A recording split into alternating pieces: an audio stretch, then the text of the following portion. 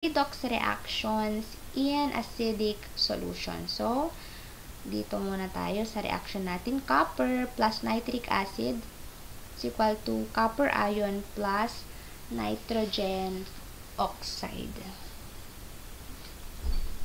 So, the first step, we need to identify what is being oxidized and what is being reduced again by determining the oxidation number or the oxidation state. So, kapag na-determine mo na yung oxidation number, madedetermine mo na if it is oxidized or if it is reduced.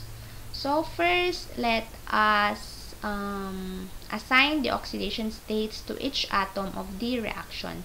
So, for the copper, since tong copper natin dito is an element by itself, 0.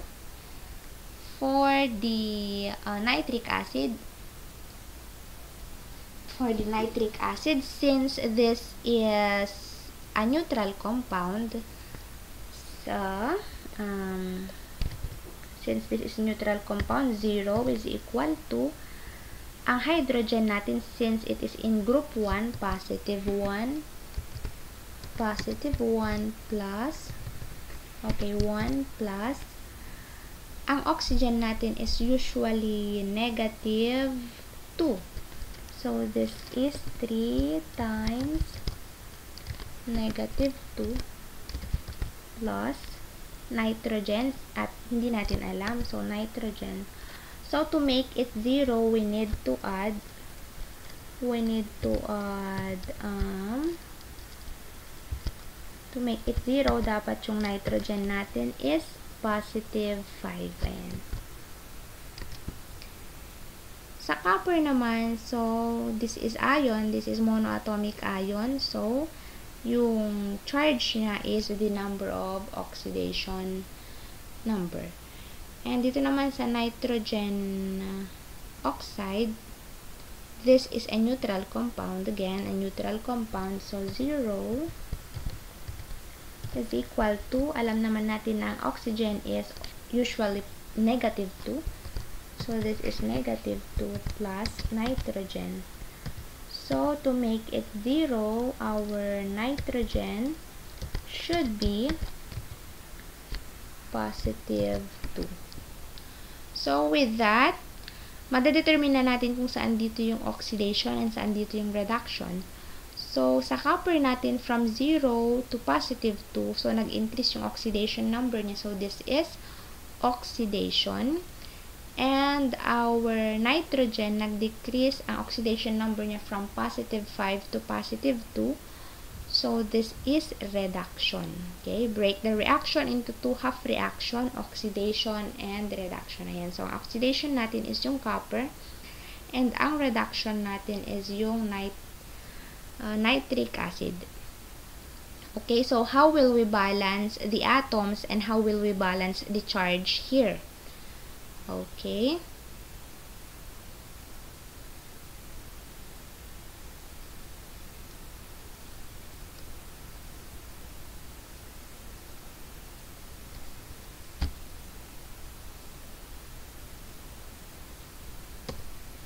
Okay, unahin natin ang copper.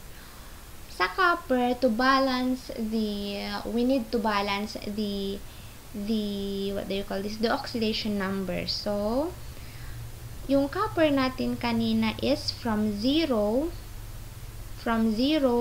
to positive 2. So, we need to balance the oxidation number muna. So, this is from 0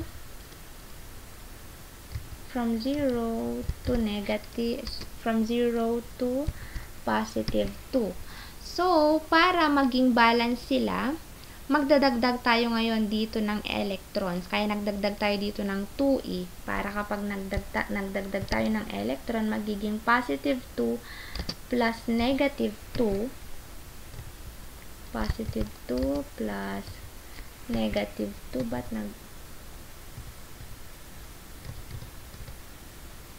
this will be 0 is equal to positive 2 plus negative 2 is magiging 0 siya. So, since equal na sila, 0, 0, balance na yung oxidation number natin. And balance naman na yung copper natin. So, okay na yan. That is already okay. Hindi tayo pwedeng magdagdag dito ng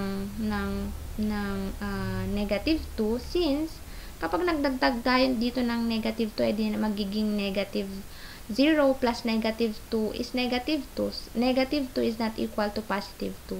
Kaya dito tayo nag-add para maging 0 na lang sila parehas. Okay, let's proceed dito sa nitric acid naman natin. Dito sa nitric acid natin,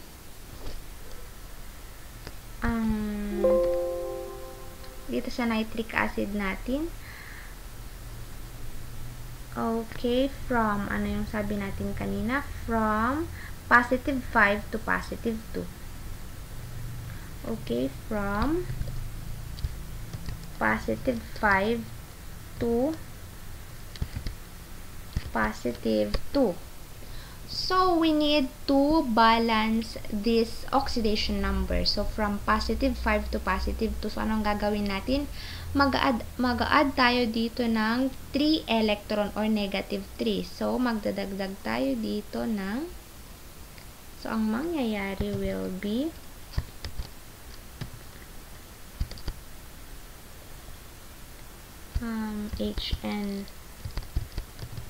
HNO3 plus, to make it positive 2 din, magdadagdag tayo dito ng 3 electron.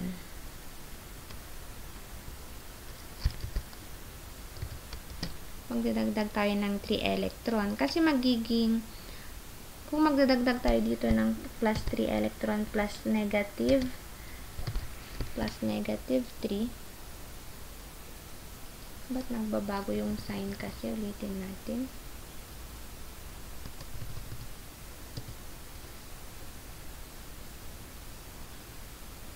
So, this is positive 5 naging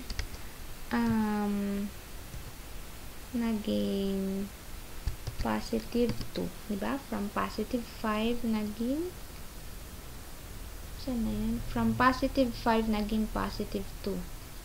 So, to make it equal, to make the oxidation number of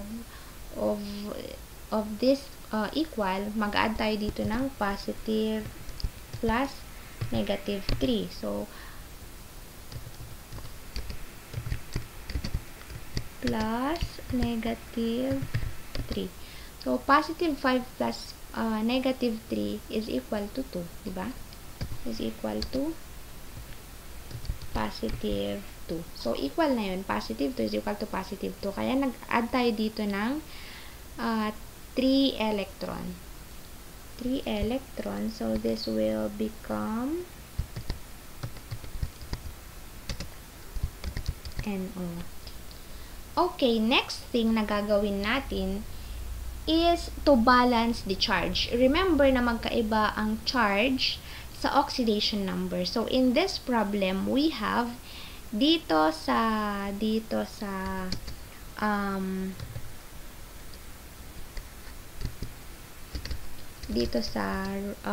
reactant side natin, we have ang charge natin dito ay negative 3 kasi we have 3 electrons. On the product side, ang charge natin is 0. So, para mabalance natin yan, di ba sabi natin, if it is acidic solution, ang idadagdag natin ay hydrogen and water. Okay, so dito,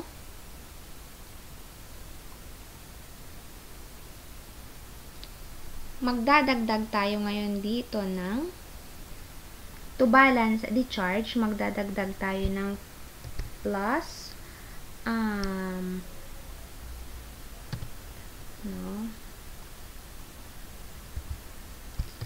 plus 3H 3H positive. Ayan, 3H positive para maging negative 3, 3 times yung negative doon. So, negative 3 plus 3 times positive doon is positive 3. So, negative 3 plus positive 3 is equal to 0. So, magiging equal na sila yung charge ng reactant natin and ng product natin. Next, we need to balance the water. So, here we have, we need to balance the hydrogen. Here we have 3 hydrogen plus 3 hydrogen plus 3 hydrogen plus 1 hydrogen here. So, mayroon tayong 4 hydrogen sa reactant side natin. And on the product side, wala tayong hydrogen. So, ang sabi natin, in balancing acidic solution, we need to add water, hydrogen and water lang. So, nagdagdag na tayo ng hydrogen. So, ang idadagdag na lang natin is water. So, this will be plus. So, to make it 4 hydrogen, we need to add 2 H2O. Ayan. So, balance na ba? Let's see. HNO3 plus 3E negative plus 3H nitrogen oxide. Okay, balance na siya. Balance na. Mayroon tayong 4 na H dito sa kabila. Meron dito tayong 4 na H dito sa product. Meron tayong isang N, tatlong oxygen, and tatlong oxygen. Okay, balance na. And then, next, step 4 is to equalize the electron transfer. Equalize meaning the number of electron dun sa the number of electron or the number of E dun sa oxidation natin must be equal to the number of E dun sa reduction natin. So, in this example, dito sa copper, we have 2 electron. Dito sa nitric acid, dito sa